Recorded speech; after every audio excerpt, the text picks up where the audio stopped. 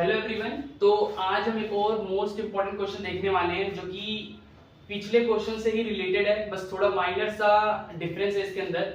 अभी आपको समझ में आ जाएगा क्या थोड़ा सा माइनर सा डिफरेंस है। देखो यहाँ पर क्वेश्चन क्या कह रहा है, क्वेश्चन ये कह रहा है so that the relation are in the set z of integers given by r is equal to a, b such that a minus b is an integer, है ना। हमें रिलेशन सेट दे रखा है ये, और हमें प्रूव ये करना है कि ये हमारा जो रिलेशन सेट R है वो एक इक्विवेलेंस रिलेशन है।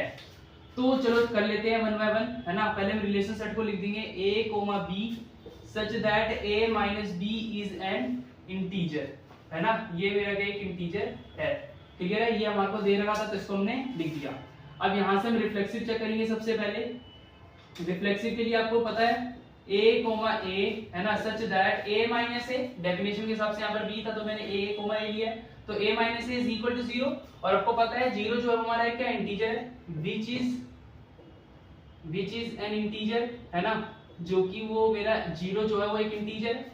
तो मैं यहां से क्या ले सकता हूँ a belongs to r for all a belongs to z, है ना, क्योंकि a जो है वो बिलोंग करेगा z से। z क्या है मेरा set of integer, implies that मैं ले सकता हूँ कि r, है ना, r इज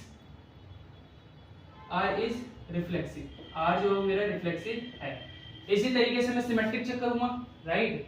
सिमेट्रिक चेक कर लेंगे हम यहाँ पर। देखो सिमेट्रिक की आपको पता है definition, if a, b such that, है ना, if a, b belongs to r, है ना, if a, b belongs to r, है ना। तो मैं इसका मतलब क्या कह सकता हूँ, इसका मतलब ये कि मेरा a माइनस b जो होगा वो एक इंटीजर होगा। a minus b is an integer, है ना, इज एन इंटीजर। अब मैं क्या लिखूंगा, implies that b minus a b जो होगा वो मेरा एक इंटीजर होगा।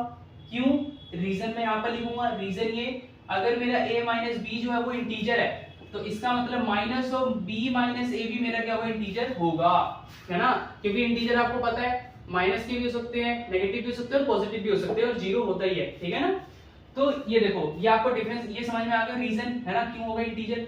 तो मैं लिख सकता हूँ यहाँ पर b, a belongs to r, है ना, for all a, b belongs to z।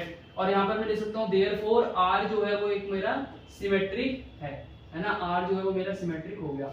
अब ट्रांजिटिव देखते हैं। ट्रांजिटिव के लिए तो जगह ही नहीं बची भाई, तो यहां से मैं करता हूं ट्रांजिटिव, ठीक है ना।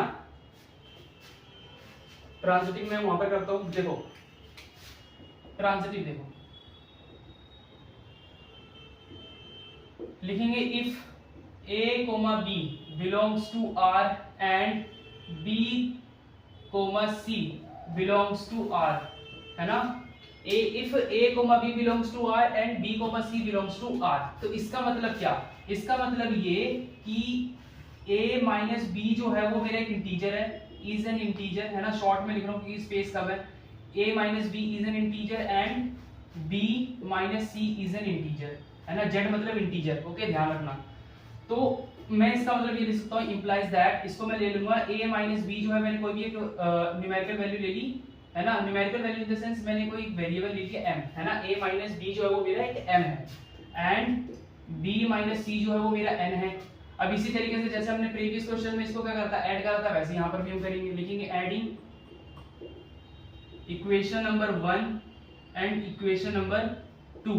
तो यहाँ से मैं लिख दूंगा a minus b plus b minus c is equal to m plus n। देखो ये माइनस का भी प्लस का भी कट जाएगा तो क्या आ जाएगा, a minus c is equal to m plus n। मुझे पता ही है, और m और n ये मेरे इंटीजर है। आपको पता है अगर दो इंटीजर का हम सम करेंगे तो इंटीजर ही आएगा, तो इसका मतलब a माइनस सी जो है वो मेरा क्या इंटीजर है। तो मैं यहाँ से लिख सकता हूँ a, b belongs to r for all a, b, c belongs to z, ठीक है ना।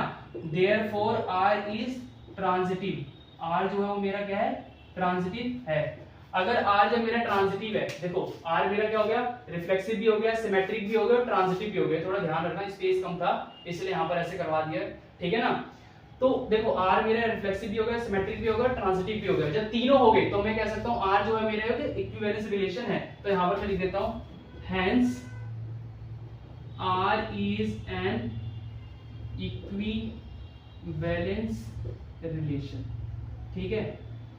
ये थैंक यू फॉर वॉचिंग। अब मिलते हैं नेक्स्ट वीडियो में एक और इंपॉर्टेंट क्वेश्चन के साथ।